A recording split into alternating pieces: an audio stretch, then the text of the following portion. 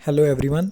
ਇਸ ਵੀਡੀਓ ਦੇ ਵਿੱਚ ਆਪਾਂ ਪੀਐਸ ਟੈਟ ਜੋ 1 ਪੇਪਰ ਹੋ ਚੁੱਕਿਆ ਹੈ ਈਟੀਟੀ ਵਾਲਿਆਂ ਦਾ, ਉਸ ਦੇ ਵਿੱਚ ਕੀ ਹੈ ਜੋ ਸੀਡੀਪੀ ਦਾ ਪਾਰਟ ਹੈ ਬਾਲ ਵਿਕਾਸ ਅਤੇ ਸਿੱਖਿਆ ਸ਼ਾਸਤਰ, ਮਤਲਬ ਜੋ ਸਾਈਕੋਲੋਜੀ ਦਾ ਪਾਰਟ ਹੈ ਉਸ ਦੇ ਐਮਸੀਕਿਊ ਦੇ ਆਨਸਰ ਜੋ ਹੈ ਆਪਾਂ ਡਿਸਕਸ ਕਰਾਂਗੇ। ਔਰ ਤੁਸੀਂ ਐਂਡ ਤੇ ਕਮੈਂਟ ਬਾਕਸ ਦੇ ਵਿੱਚ ਦੱਸਣਾ ਹੈ ਕਿ ਤੁਹਾਡੇ ਕਿੰਨੇ ਜੋ ਹੈ 30 ਦੇ ਵਿੱਚੋਂ ਸਹੀ ਹੋਏ ਆ। ਸੋ ਆਪਾਂ ਇਸ ਵੀਡੀਓ ਦੇ ਵਿੱਚ ਸਿਰਫ ਸੀਡੀਪੀ ਦੇ ਜੋ ਹੈ ਆਨਸਰ ਡਿਸਕਸ ਕਰਾਂਗੇ। ਸੋ 1 ਬਾਈ 1 ਕਰਾਂਗੇ, ਤੁਸੀਂ ਆਪਣੇ ਆਨਸਰ ਜੋ ਹੈ ਉਹ ਮੈਚ ਕਰਦੇ ਜਾਣਾ। ਸ਼ੁਰੂ ਕਰਦੇ ਹਾਂ। ਫਸਟ ਕੁਐਸਚਨ ਹੈ, ਉਮਰ ਦੇ ਵਧਣ ਕਾਰਨ ਸਰੀਰਕ, ਸਮਾਜਿਕ ਅਤੇ ਮਾਨਸਿਕ ਪੱਖਾਂ ਦੇ ਅਧਿਐਨ ਨੂੰ ਕਿਹਾ ਜਾਂਦਾ ਹੈ। ਆਪਸ਼ਨ ਏ ਹੈ ਉਤਪੱਤੀ ਵਿਗਿਆਨ, ਬੀ ਹੈ ਸੋਝਵਾਦ, ਸੀ ਹੈ ਬਿਰਧ ਰੋਗ ਵਿਗਿਆਨ, ਡੀ ਹੈ ਨਿਦਾਨਕ ਮਨੋਵਿਗਿਆਨ। ਸੋ ਇਸ ਦਾ ਰਾਈਟ ਆਨਸਰ ਜੋ ਹੈ ਉਹ ਹੈ ਸੀ, ਨਿਦਾਨਕ ਮਨੋਵਿਗਿਆਨ। ਮਤਲਬ ਕਿਸੇ ਚੀਜ਼ ਨੂੰ ਡਾਇਗਨੋਜ਼ ਕਰਨ ਲਈ ਕੀਤਾ ਜਾਂਦਾ ਹੈ। ਠੀਕ ਹੈ, ਸੋ ਇਸ ਲਈ ਡੀ ਆਪਸ਼ਨ ਨਹੀਂ ਹੈ। ਸੋਝਵਾਦ ਤਾਂ ਨਹੀਂ ਹੋਏਗਾ ਵੈਸੇ ਵੀ। ਉਤਪੱਤੀ ਵਿਗਿਆਨ ਜਦੋਂ ਆਪਾਂ ਕਿਸ ਚੀਜ਼ ਦੀ ਉਤਪੱਤੀ ਬਾਰੇ, ਓਰੀਜਨ ਬਾਰੇ ਜਾਣਨ ਦੀ ਕੋਸ਼ਿਸ਼ ਕਰਦੇ ਹਾਂ। ਸੋ ਇਸ ਦਾ ਰਾਈਟ ਆਨਸਰ ਹੈ ਸੀ ਆਪਸ਼ਨ। ਦੂਸਰਾ ਕੁਐਸਚਨ ਹੈ, ਥੋਰਨੇਡੋਇਕ ਨੇ ਸਿੱਖਣ ਦੇ ਕਿਸ ਨਿਯਮ ਨੂੰ ਪੇਸ਼ ਨਹੀਂ ਕੀਤਾ। ਥੋਰਨੇਡੋਇਕ ਨੇ ਸਿੱਖਣ ਦੇ ਕਿਸ ਨਿਯਮ ਨੂੰ ਪੇਸ਼ ਨਹੀਂ ਕੀਤਾ। ਜਿਨ੍ਹਾਂ ਨੇ ਐਮਸੀਕਿਊ ਵਾਲੀ ਕਲਾਸ ਲਗਾਈ ਸੀ, ਸੀਰੀਜ਼ ਨੂੰ ਅਟੈਂਡ ਕੀਤਾ ਸੀ, ਉਹਦੇ ਵਿੱਚ ਇਹ ਕੁਐਸਚਨ ਸੀ। ਪਹਿਲਾ ਹੈ ਲੋ ਆਫ ਐਕਸਰਸਾਈਜ਼, दूसरा है लॉ ऑफ इमीडिएट रिकॉल, सी है लॉ ऑफ रेडीनेस, डी है लॉ ऑफ इफैक्ट। सो इनदे विच जो ऑप्शन बी है वो थोरनेडोइक दे जो 3 सिद्धांत सी उन्हां दे विच नहीं सी। सो इसदा राइट आंसर है बी, क्योंकि नहीं पूछा इनदे विच। अगे है तीसरा, मनुखी वाधा ह्यूमन ग्रोथ किस तब्दीली का संकेत दिंदा है। गिनात्मक पहलू, गुणात्मक पहलू, दोवां दा या दोवां विचों किसी का भी नहीं। सो इस दा राइट आंसर की है ऑप्शन ए। ਜਦੋਂ ਵੀ ਆਪਾਂ ਗਰੋਥ ਦੀ ਗੱਲ ਕਰਦੇ ਹਾਂ ਤਾਂ ਉਹ ਕੀ ਹੈ, ਗਿਣਨਾਤਮਕ ਦੇ ਵਿੱਚ ਆਉਂਦੀ ਹੈ। ਮਤਲਬ ਉਹ ਚੀਜ਼ ਨੂੰ ਆਪਾਂ ਕਾਊਂਟ ਕਰ ਸਕਦੇ ਹਾਂ। ਫੋਰ ਐਗਜ਼ਾਮਪਲ ਅਗਰ ਤੁਹਾਡੀ ਹਾਈਟ ਜੋ ਹੈ ਉਹ ਇਨਕਰੀਜ਼ ਹੋ ਰਹੀ ਹੈ ਜਾਂ weight ਇਨਕਰੀਜ਼ ਹੋ ਰਿਹਾ ਹੈ ਤਾਂ ਉਹ ਕੀ ਚੀਜ਼ਾਂ ਹੈ, ਗਿਣੀਆਂ ਜਾ ਸਕਦੀਆਂ। ਮਤਲਬ ਜੋ ਚੀਜ਼ਾਂ ਮਾਪੀਆਂ ਤੋਲੀਆਂ ਜਾ ਸਕਦੀਆਂ ਉਹ ਕੀ ਹੈ, ਗਿਣਨ ਵਾਲੇ ਪਹਿਲੂ ਦੇ ਵਿੱਚ ਆ ਜਾਂਦੀ ਹੈ, ਗਿਣਾਤਮਕ ਪਹਿਲੂ ਦੇ ਵਿੱਚ ਆ ਜਾਂਦੀ ਹੈ। ਸੋ ਤੀਜੇ ਦਾ ਆਨਸਰ ਹੈ ਆਪਸ਼ਨ ਏ। ਅੱਗੇ ਹੈ ਫੋਰਥ, ਬੱਚੇ ਦੀ ਮਨੋਲਿੰਕਿੰਗ ਸਾਈਕੋਸੈਕਸ਼ੂਅਲ ਵਿਕਾਸ ਦੀ ਥਿਊਰੀ ਕਿਸ ਨੇ ਦਿੱਤੀ। ਇਹ ਕਲਾਸ ਜੋ ਕੱਲ੍ਹ ਜਿਨ੍ਹਾਂ ਨੇ ਅਟੈਂਡ ਕੀਤੀ ਸੀ, ਇਸ ਤੋਂ ਇਲਾਵਾ ਐਮਸੀਕਿਊ ਸੀਰੀਜ਼ ਜਿਨ੍ਹਾਂ ਨੇ ਅਟੈਂਡ ਕੀਤੀ ਸੀ, ਉਹਨਾਂ ਦੇ ਵਿੱਚ ਮੈਂ ਦੱਸਿਆ ਹੋਇਆ ਕਿ ਜਦੋਂ ਵੀ ਸੈਕਸ਼ੂਅਲ ਫੈਕਟਰ ਦੀ ਗੱਲ ਹੋਏ ਤਾਂ ਉਹ ਕਿਹਦੇ ਨਾਲ ਰਿਲੇਟ ਕਰੇਗਾ, ਸਿਗਮੰਡ ਫਰੋਇਡ ਨਾਲ। ਸੋ ਇਸ ਦਾ ਰਾਈਟ ਆਨਸਰ ਹੈ ਆਪਸ਼ਨ ਸੀ। ਠੀਕ ਹੈ, ਕਿਉਂਕਿ ਕਾਮ ਦੀ ਪ੍ਰਵਿਰਤੀ ਦੇ ਉੱਪਰ ਕੀ ਹੈ, ਇਹ ਗੱਲ ਜੋ ਹੈ ਸਿਗਮੰਡ ਫਰੋਇਡ ਨੇ ਕੀਤੀ ਸੀ। ਸੋ ਕੱਲ੍ਹ ਦੀ ਕਲਾਸ ਦੇ ਵਿੱਚੋਂ ਇਹ ਪਹਿਲਾ ਕੁਐਸਚਨ ਆਇਆ ਹੋਇਆ ਹੈ ਡਾਇਰੈਕਟ। ਓਕੇ, ਅੱਗੇ ਹੈ ਪੰਜਵਾਂ, ਵਿਦਿਆਰਥੀਆਂ ਦੀ ਪ੍ਰਗਤੀ ਦੀ ਨਿਗਰਾਨੀ ਕਰਨ ਲਈ ਮੁਲਾਂਕਣ ਵਜੋਂ ਜਾਣਿਆ ਜਾਂਦਾ ਹੈ। ਵਿਦਿਆਰਥੀਆਂ ਦੀ ਪ੍ਰਗਤੀ ਦੀ ਗੱਲ ਕਰ ਰਿਹਾ। ਆਪਸ਼ਨ ਏ ਹੈ ਸਿੱਖਣ ਲਈ ਮੁਲਾਂਕਣ, ਬੀ ਹੈ ਸਿੱਖਣ ਦਾ ਮੁਲਾਂਕਣ, ਸੀ ਹੈ ਸਿੱਖਣ ਤੋਂ ਮੁਲਾਂਕਣ, ਡੀ ਹੈ ਸਿੱਖਣ ਤੇ ਮੁਲਾਂਕਣ। ਸੋ ਇਸ ਦਾ ਰਾਈਟ ਆਨਸਰ ਕੀ ਹੈ, ਉਹਨੇ ਕੀ ਕਿਹਾ, ਵਿਦਿਆਰਥੀ ਦੀ ਪ੍ਰਗਤੀ ਦੀ ਨਿਗਰਾਨੀ, ਕਿ ਵਿਦਿਆਰਥੀ ਕਿੰਨਾ ਗਰੋ ਕਰ ਰਿਹਾ ਹੈ, ਉਸ ਦੇ ਮੁਲਾਂਕਣ ਕਦੋਂ ਮੁਲਾਂਕਣ ਹੋਏਗਾ। ਸਿੱਖਣ ਲਈ ਮੁਲਾਂਕਣ ਤਾਂ ਨਹੀਂ ਹੋਏਗਾ, ਸਿੱਖਣ ਦਾ ਮੁਲਾਂਕਣ ਹੋ ਸਕਦਾ ਹੈ।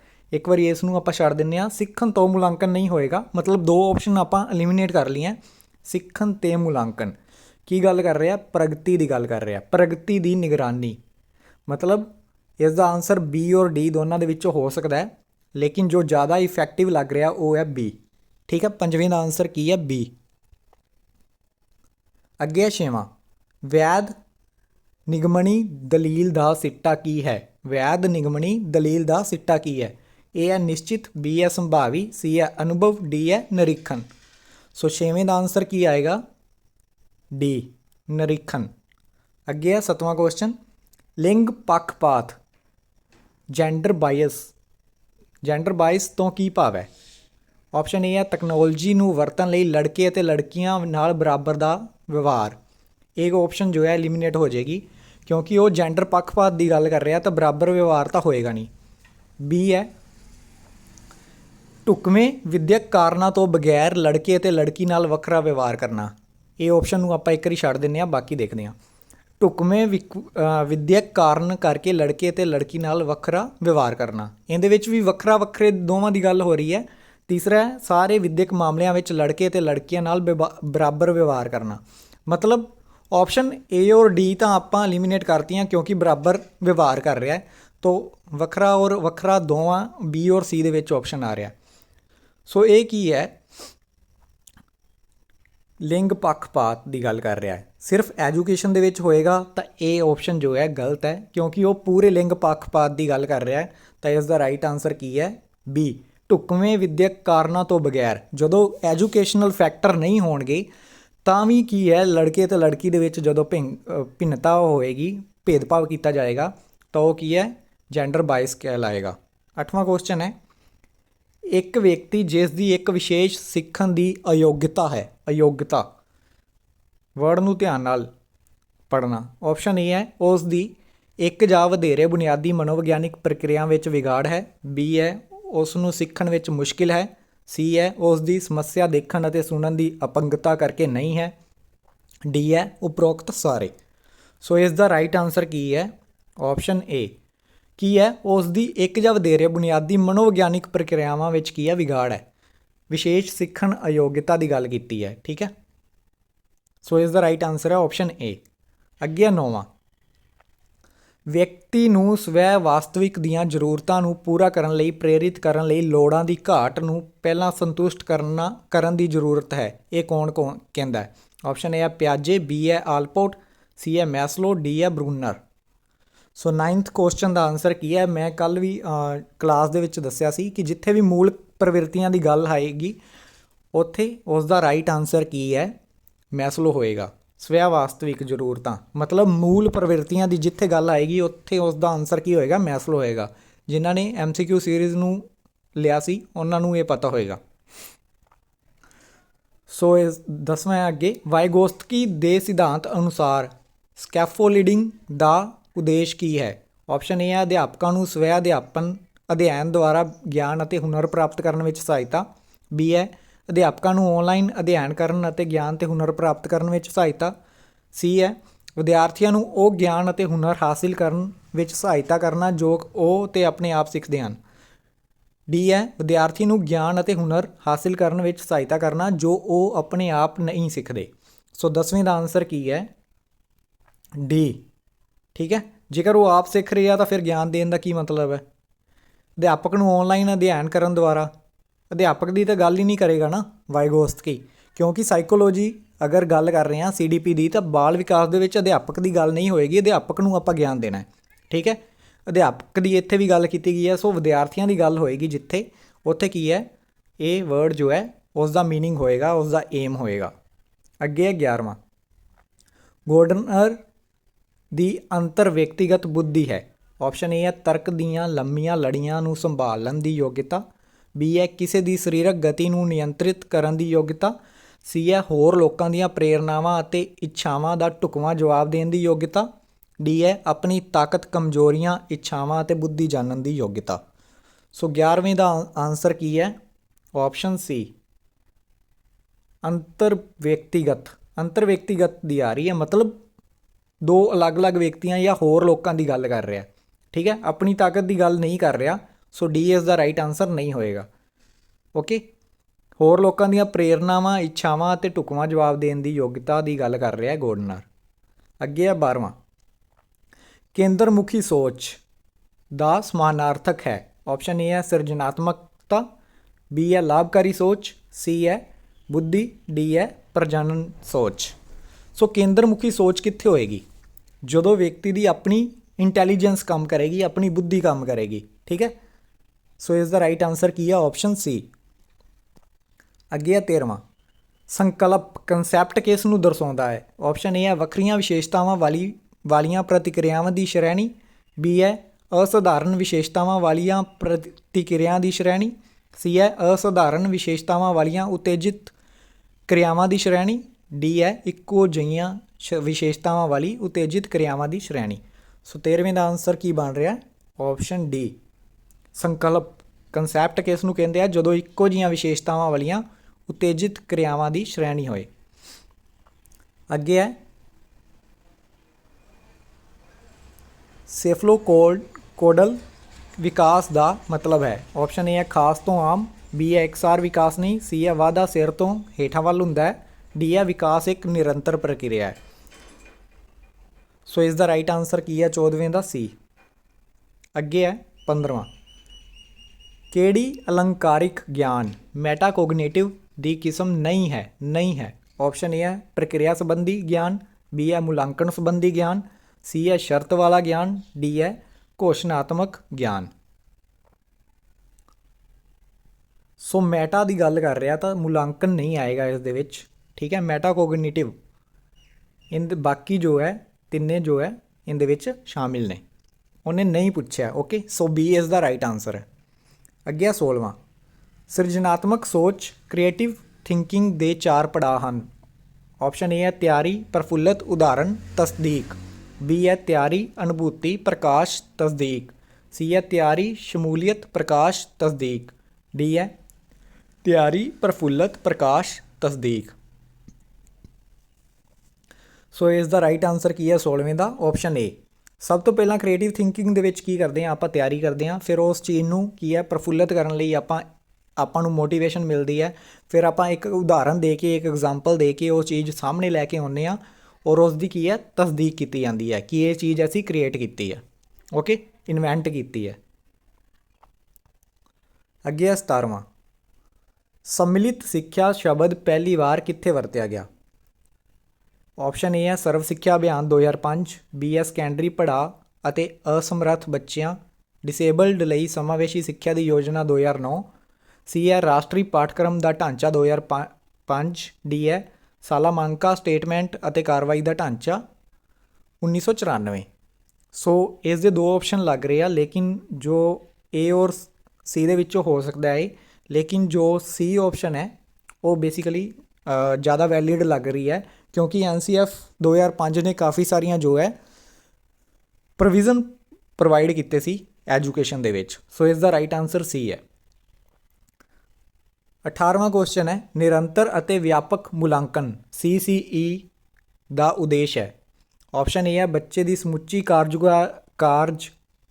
कारगुजारी विच सुधार करना, बी है बच्चे की बौद्धिक कारगुजारी विच सुधार करना, सी है बच्चे की ਸਮਾਜਿਕ ਕਾਰਗੁਜ਼ਾਰੀ ਵਿੱਚ ਸੁਧਾਰ ਕਰਨਾ, ਡੀ ਹੈ ਬੱਚੇ ਦੀ ਸਰੀਰਕ ਕਾਰਗੁਜ਼ਾਰੀ ਵਿੱਚ ਸੁਧਾਰ ਕਰਨਾ।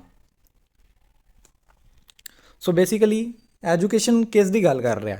ਐਜੂਕੇਸ਼ਨ ਬੱਚੇ ਦੀ ਸਰਵਪੱਖੀ ਵਿਕਾਸ ਦੀ ਗੱਲ ਕਰਦਾ ਹੈ। ਸੋ option A is the right answer ਹੈ ਕਿ ਬੱਚੇ ਦਾ ਫਿਜ਼ੀਕਲੀ, ਮੈਂਟਲੀ, ਮੋਰਲ ਵੱਲੋਂ ਜਾਂ ਹੋਰ ਜੋ ਪੱਖ ਆ, ਇਮੋਸ਼ਨਲ ਪੱਖ ਹੈ, ਉਹ ਸਾਰੇ ਕੀ ਹੈ ਇੱਕੋ ਵਾਰੀ ਗਰੋ ਕਰਨ। ਸੋ ਸਮੁੱਚੀ ਕਾਰਗੁਜ਼ਾਰੀ ਵਿੱਚ ਸੁਧਾਰ ਕਰਨ ਦੀ ਗੱਲ ਕਰਦਾ।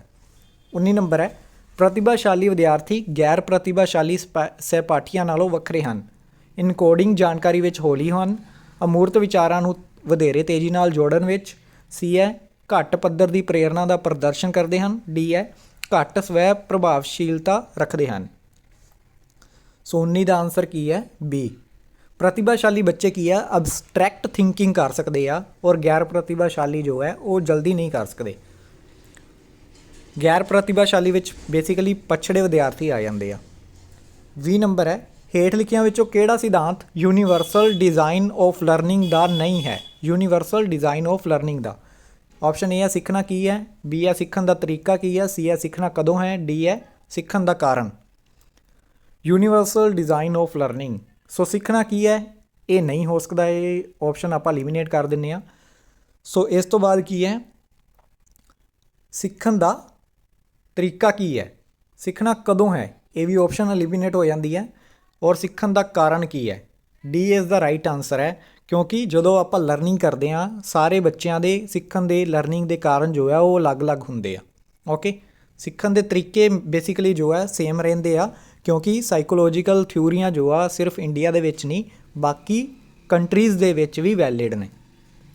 ਅੱਗੇ ਆ 21, ਮਾਈਨੋਰਿਟੀ ਸ਼ਬਦ ਕਿਸ ਭਾਸ਼ਾਈ ਸਰੋਤ ਤੋਂ ਲਿਆ ਗਿਆ? ਏ ਯੂਨਾਨੀ, ਬੀ ਹੈ ਲੈਟਿਨ, ਸੀ ਹੈ ਵਿਗਿਆਨਿਕ, ਡੀ ਹੈ ਮਨੋਵਿਗਿਆਨਿਕ।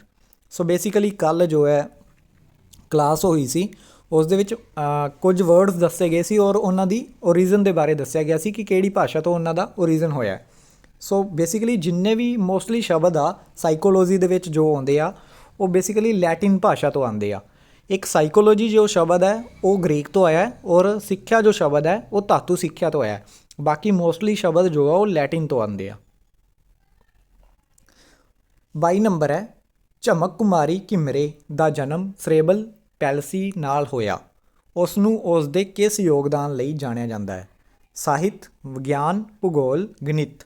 ਸੋ ਬੇਸਿਕਲੀ ਜੋ ਇਹ ਨਾਮ ਲਿਖਿਆ ਹੋਇਆ ਝਮਕ ਕੁਮਾਰੀ ਘਿਮਰੇ, ਇਹ ਜੋ ਸੀ ਇੱਕ ਨੇਪਾਲ ਦੇ ਵਿੱਚ ਜਨਮੀ ਹੋਈ ਸੀ ਔਰ ਇਹਨਾਂ ਨੇ ਇੱਕ ਨਿਊਜ਼ ਚੈਨਲ ਦੇ ਵਿੱਚ ਵੀ ਕੰਮ ਕੀਤਾ ਸੀ ਔਰ ਉਸ ਤੋਂ ਬਾਅਦ ਇਹਨਾਂ ਨੇ ਆਪਣੀ ਆਟੋਬਾਇਓਗ੍ਰਾਫੀ ਲਿਖੀ ਸੀ। ਸੋ ਆਟੋਬਾਇਓਗ੍ਰਾਫੀ ਕਿਸ ਦੇ ਨਾਲ ਰਿਲੇਟ ਕਰਦੀ ਹੈ? ਸਾਹਿਤ ਦੇ ਨਾਲ। ਓਕੇ। 23 ਨੰਬਰ ਹੈ, ਇੱਕ ਅਧਿਆਪਕ ਪੂਰੀ ਕਲਾਸ ਨੂੰ ਇਹ ਪ੍ਰਸ਼ਨ ਪੁੱਛਦਾ ਹੈ ਕਿ ਪਿਕਨਿਕ ਦੌਰਾਨ ਕਿਹੜਾ ਵਿਦਿਆਰਥੀ ਕਿਸ ਨਾਲ ਬੈਠਣਾ ਚਾਹੁੰਦਾ ਹੈ। ਉਸ ਤੋਂ ਬਾਅਦ ਜਵਾਬ ਇਕੱਠੇ ਕਰਦਾ ਹੈ, ਵਿਦਿਆਰਥੀਆਂ ਦੀਆਂ ਤਰਜੀਹਾਂ ਦਾ ਵਿਸ਼ਲੇਸ਼ਣ ਕਰਦਾ ਹੈ। ਇਸ ਤੋਂ ਅਧਿਆਪਕ ਨੂੰ ਸਭ ਤੋਂ ਵੱਧ ਹਰਮਨ ਪਿਆਰੇ ਅਤੇ ਸਭ ਤੋਂ ਘੱਟ ਹਰਮਨ ਪਿਆਰੇ ਵਿਦਿਆਰਥੀਆਂ ਦਾ ਪਤਾ ਲੱਗਦਾ ਹੈ। ਇਸ ਵਿਧੀ ਨੂੰ ਕੀ ਕਹਾਂਗੇ? ਸੋ ਇਹ 24 ਨੰਬਰ ਦੇ ਵਿੱਚ 23 ਨੰਬਰ ਕੁਐਸਚਨ ਦਾ ਆਨਸਰ 2 ਬਣ ਰਿਹਾ। ਏ ਔਰ ਡੀ ਦੋਵਾਂ ਦੇ ਵਿੱਚੋਂ ਸਮਾਜਿਕ ਗਤੀਸ਼ੀਲਤਾ ਵੀ ਆ ਸਕਦਾ ਔਰ ਗਰੁੱਪ ਗਤੀਸ਼ੀਲਤਾ ਵੀ ਆ ਸਕਦਾ, ਕਿਉਂਕਿ ਉਹ ਇੱਕ ਤਾਂ ਗਰੁੱਪਸ ਦੇ ਵਿੱਚ ਕੀ ਆ ਉਹਨਾਂ ਨੂੰ ਡਿਵਾਈਡ ਕਰ ਰਿਹਾ ਔਰ ਸਮਾਜਿਕ ਇਸ ਲਈ ਆ ਸਕਦਾ ਕਿਉਂਕਿ ਉਹ ਸਮਾਜ ਦੇ ਵਿੱਚੋਂ ਜੋ ਬੱਚੇ ਆ ਸਮਾਜ ਦੇ ਵਿੱਚੋਂ ਹੀ ਉੱਠ ਕੇ ਆਉਂਦੇ ਆ। ਸੋ ਸਮਾਜ ਦੇ ਵਿੱਚੋਂ ਜੋ ਬੱਚੇ ਆਏ ਆ ਉਹਨਾਂ ਨੂੰ ਕੀ ਹੈ ਗਰੁੱਪ ਦੇ ਵਿੱਚ ਵਰਗੀਕਰਨ ਕਰ ਰਿਹਾ। ਸੋ ਇਸ ਦੇ 2 ਆਨਸਰ ਜੋ ਹੈ ਦੋਵਾਂ ਦੇ ਵਿੱਚ ਕਨਫਿਊਜ਼ਨ ਹੈ ਏ ਔਰ ਡੀ ਦੇ ਵਿੱਚ। ਬਾਕੀ ਜਦੋਂ ਆਨਸਰ ਕੀ ਆਏਗੀ ਉਦੋਂ ਕਲੀਅਰ ਹੋ ਜਾਏਗਾ। 24 ਨੰਬਰ ਹੈ, ਸਮਲਿਤ ਸਥਾਪਨਾ ਤੋਂ ਕੀ ਭਾਵ ਹੈ? ਵਿਸ਼ੇਸ਼ ਸਕੂਲਾਂ ਵਿੱਚ CWSN, ਬੀ ਹੈ ਨਿਯਮਿਤ ਸਕੂਲਾਂ ਵਿੱਚ ਤਤਪਰਤਾ ਦੇ ਆਧਾਰ 'ਤੇ ਕੁਝ CWSN, ਸੀ ਹੈ ਨਿਯਮਿਤ ਸਕੂਲਾਂ ਵਿੱਚ ਬਿਨਾਂ ਅਪੰਗਤਾ ਵਾਲੇ ਬੱਚਿਆਂ ਸਮੇਤ ਸਾਰੇ CWSN, ਡੀ ਹੈ ਨਿਯਮਿਤ ਸਕੂਲਾਂ ਵਿੱਚ ਬਿਨਾਂ ਡਿਸੇਬਿਲਿਟੀ ਵਾਲੇ ਬੱਚੇ। ਸੋ ਇਸ ਦਾ ਰਾਈਟ ਆਨਸਰ ਹੈ option A 24 the. 24 the answer ਜੋ ਹੈ ਸੀ ਹੈ ਨਿਯਮਿਤ ਸਕੂਲਾਂ ਵਿੱਚੋਂ ਬਿਨਾਂ ਅਪੰਗਤਾ ਵਾਲੇ ਬੱਚਿਆਂ ਸਮੇਤ ਸਾਰੇ CWSN ਬੱਚੇ। ਸਮਲਿਤ ਸਿੱਖਿਆ, ਐਕਸਕਲੂਸਿਵ ਐਜੂਕੇਸ਼ਨ। ਅੱਗੇ ਹੈ 25, ਇੰਪੇਅਰਮੈਂਟ ਕਮਜ਼ੋਰੀ ਦਾ ਪੱਧਰ ਹੈ। ਆਪਸ਼ਨ ਏ ਹੈ ਕਾਰਜਸ਼ੀਲ ਪੱਧਰ, ਬੀ ਹੈ ਅੰਗ ਦਾ ਪੱਧਰ, ਸੀ ਹੈ ਦੋਵੇਂ ਕਾਰਜਸ਼ੀਲ ਅਤੇ ਅੰਗ ਦਾ ਪੱਧਰ, ਡੀ ਹੈ ਨਾ ਤਾਂ ਕਾਰਜਸ਼ੀਲ ਅਤੇ ਨਾ ਹੀ ਅੰਗ ਦੇ ਪੱਧਰ 'ਤੇ। 25 ਦਾ ਜੋ ਆਨਸਰ ਹੈ ਉਹ ਹੈ ਦੋਵੇਂ ਪੱਧਰਾਂ 'ਤੇ ਹੈ, ਕਾਰਜਸ਼ੀਲ ਅਤੇ ਅੰਗ ਪੱਧਰ 'ਤੇ। ਅੱਗੇ ਹੈ ਡਿਸਕੈਲਕੁਲੀਆ, ਇੱਕ ਅਜਿਹੀ ਸਥਿਤੀ ਹੈ ਜੋ ਡੈਸ਼ ਨੇੜਿਓਂ ਜੁੜਿਆ ਹੋਇਆ। ਜਿਨ੍ਹਾਂ ਨੇ MCQ ਸੀਰੀਜ਼ ਦੇ ਵਿੱਚ ਜੁਆਇਨ ਕੀਤੀ ਸੀ ਉਹਦੇ ਵਿੱਚ ਡਿਸਕੈਲਕੁਲੀਆ, ਡਿਸਲੈਕਸੀਆ, ਹੋਰ ਜੋ ਐਜੂਕੇਸ਼ਨ ਨਾਲ ਰਿਲੇਟਿਡ ਸਮੱਸਿਆਵਾਂ ਨੇ ਉਹਨਾਂ ਬਾਰੇ ਦੱਸਿਆ ਗਿਆ ਸੀ। ਸੋ ਡਿਸਕੈਲਕੁਲੀਆ ਦੀ ਗੱਲ ਕਰ ਰਿਹਾ ਤਾਂ ਕੈਲਕੂਲੇਸ਼ਨ ਨਾਲ ਗੱਲ ਹੋਏਗੀ, ਕਿਸ ਨਾਲ ਹੈ? ਸੰਖਿਆ ਦੀ ਗਣਨਾ ਦੀ ਸਮੱਸਿਆ ਨਾਲ। ਓਕੇ, ਡੀ ਇਸ ਦਾ ਰਾਈਟ ਆਨਸਰ ਹੈ। ਅੱਗੇ ਹੈ ਪਿਆਜੇ ਵਾਲੇ ਜੋ ਵੀ ਕੁਐਸਚਨ ਹੈ ਇਹਨਾਂ ਦੇ ਆਨਸਰ ਤੁਸੀਂ ਬਿਨਾਂ ਦੇਖੇ ਵੀ ਲਗਾ ਲੈਂਦੇ। MCQ ਦੀ ਸੀਰੀਜ਼ ਦੇ ਵਿੱਚ ਦੱਸਿਆ ਹੋਇਆ ਸੀ ਪਿਆਜੇ ਦੇ ਵਿਕਾਸ ਮਨੋਵਿਗਿਆਨਿਕ ਕਿਸ ਨਾਲ ਸੰਬੰਧਿਤ ਹੈ।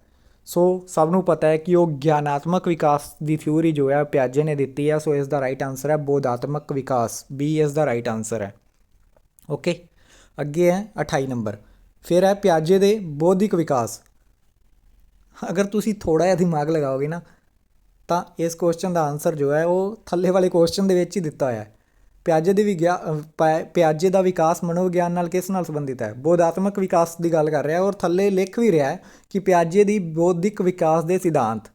ਸੋ ਇੱਥੇ ਹੀ ਗੱਲ ਕਰ ਰਿਹਾ, ਇੱਥੇ ਹੀ ਆਨਸਰ ਕਰ ਰਿਹਾ। ਅਗਰ ਤੁਸੀਂ ਨਹੀਂ ਵੀ ਪੜ੍ਹੀ ਹੋਈ ਸਾਈਕੋਲੋਜੀ ਔਰ ਮਾਈਂਡ ਜੋ ਹੈ ਬਿਲਕੁਲ ਤੁਸੀਂ ਐਗਜ਼ਾਮ ਦੇ ਵਿੱਚ ਲਗਾ ਰਹੇ ਹੋ, ਐਗਜ਼ਾਮ ਸੈਂਟਰ ਦੇ ਵਿੱਚ ਬੈਠ ਕੇ, ਤਾਂ ਤੁਸੀਂ ਕਈ ਕੁਐਸਚਨਾਂ ਦੇ ਵਿੱਚੋਂ ਹੀ ਆਨਸਰ ਜੋ ਹੈ ਉਹ ਕਲੈਕਟ ਕਰ ਲਓਗੇ। 28 ਨੰਬਰ ਹੈ ਪਿਆਜੇ ਦੀ ਬੌਧਿਕ ਵਿਕਾਸ ਦੇ ਸਿਧਾਂਤ ਅਨੁਸਾਰ ਸਕੀਮਾ ਕਿਸ ਤਰ੍ਹਾਂ ਦੀ ਪਰਿਭਾਸ਼ਿਤ ਕੀਤਾ ਗਿਆ ਹੈ? ਆਪਸ਼ਨ ਏ ਹੈ ਕਿਸੇ ਦੀ ਬੋਧਾਤਮਕ ਬਣਤਰ ਦੀ ਬੁਨਿਆਦੀ ਕਾਰਜਸ਼ੀਲ। ਸਮਾਜਿਕ ਬਾਰੇ ਤਾਂ ਉਹ ਗੱਲ ਨਹੀਂ ਕਰਦਾ, ਠੀਕ ਹੈ। ਭਾਵਨਾਤਮਕ ਬਾਰੇ, ਇਮੋਸ਼ਨ ਬਾਰੇ ਵੀ ਨਹੀਂ ਗੱਲ ਕਰਦਾ, ਆਰਥਿਕ ਬਣਤਰ ਬਾਰੇ ਵੀ ਨਹੀਂ ਗੱਲ ਕਰਦਾ। ਸੋ ਬੋਧ ਦੇ ਬਾਰੇ ਗੱਲ ਕਰ ਰਿਹਾ, ਗਿਆਨ ਦੇ ਬਾਰੇ ਗੱਲ ਕਰ ਰਿਹਾ। ਸੋ ਇਸ ਦਾ ਰਾਈਟ ਆਨਸਰ ਹੈ ਆਪਸ਼ਨ ਏ। ਅੱਗੇ ਹੈ 29, ਕੋਲਬਰਗ ਦੇ ਨੈਤਿਕ ਵਿਕਾਸ ਦੇ ਸਿਧਾਂਤ ਦੇ ਪੜਾਵਾਂ ਦੀ ਗਿਣਤੀ ਕਿੰਨੀ ਹੈ?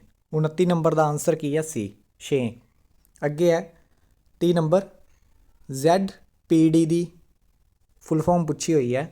ਸੋ ਇਸ ਦੀ ਫੁੱਲ ਫਾਰਮ ਕੀ ਹੈ? ਡੀ ਹੈ ਜ਼ੋਨ ਆਫ ਪ੍ਰੋਕਸੀਮਲ ਵਿਕਾਸ। ਸੋ ਇਹ ਸਾਈਕੋਲੋਜੀ ਦੇ ਕੁਐਸਚਨ ਸੀ। ਤੁਹਾਡੇ ਕਿੰਨੇ ਸਹੀ ਹੋਏ ਆ ਉਹ ਕਮੈਂਟ ਬਾਕਸ ਦੇ ਵਿੱਚ ਜ਼ਰੂਰ ਦੱਸਣਾ ਔਰ ਵੀਡੀਓ ਨੂੰ ਲਾਈਕ ਔਰ ਸ਼ੇਅਰ ਜ਼ਰੂਰ ਕਰ ਦੇਣਾ ਔਰ ਚੈਨਲ ਨੂੰ ਸਬਸਕ੍ਰਾਈਬ ਨਹੀਂ ਕੀਤਾ ਤਾਂ ਜ਼ਰੂਰ ਕਰ ਦਿਓ। ਸੋ ਮਿਲਦੇ ਹਾਂ ਬਾਕੀ ਜੋ ਸਬਜੈਕਟ ਰਹਿ ਗਏ। ਮੈਥ ਦੀ ਆਨਸਰ ਕੀ ਜੋ ਹੈ ਉਹ ਪਾ ਦਿੱਤੀ ਗਈ ਹੈ ਔਰ ਉਸ ਦਾ ਲਿੰਕ ਜੋ ਹੈ ਡਿਸਕ੍ਰਿਪਸ਼ਨ ਬਾਕਸ ਦੇ ਵਿੱਚ ਮਿਲ ਜਾਏਗਾ, ਅਦਰਵਾਈਜ਼ ਕਮੈਂਟ ਬਾਕਸ ਦੇ ਵਿੱਚ ਵੀ ਪਿਨ ਕੀਤਾ ਹੋਏਗਾ।